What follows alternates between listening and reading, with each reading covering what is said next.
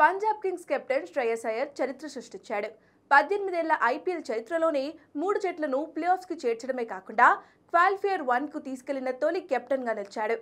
IPL 2025 సీజన్లో భాగంగా ముంబై ఇండియన్స్తో జరిగిన తమ ఆఖరి లీగ్ మ్యాచ్లో సమిష్టిగా రాణించిన పంజాబ్ కింగ్స్ 7 వికెట్ల తేడాతో గెలుపొందింది.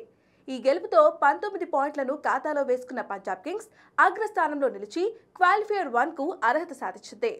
గతంలో ఢిల్లీ క్యాపిటల్స్కు సారథ్యం వహించిన అతను ఆ జట్టును టాప్ ప్లేస్లో నిలిపి క్వాలిఫైయర్ 1కు తీసుకెళ్లాడు. గతేడాది కేకేఆర్ కెప్టెన్గా ఆ జట్టును ఫైనల్కు తీసుకెళ్లడమే కాకుండా టైటిల్ కూడా అందించాడు.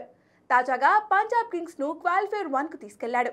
ఈ సీజన్లో పంజాబ్ను ఫైనల్కు తీసుకెళ్తే 3 జట్లను ఫైనల్ చేర్చిన కెప్టెన్గా కూడా నయా చరిత్రను లిఖించనున్నాడు. 18 ఏళ్ల ఐపీఎల్ చరిత్రలో మరే కెప్టెన్ కూడా ఈ ఫీట్ సాధించలేదు. శ్రేయస్ అయ్యర్ సూపర్ కెప్టెన్సీతో 11 ఏళ్ల తర్వాత పంజాబ్ కింగ్స్ ప్లేఆఫ్స్ చేరడమే కాకుండా క్వాలిఫైయర్ 1కు అర్హత సాధించింది. ఇక ఈ మ్యాచ్లో ముందుగా బ్యాటింగ్ చేసిన ముంబై ఇండియన్స్ నిర్ణీత 20 ఓవర్లలో 7 వికెట్లకు 184 పరుగులు చేసింది.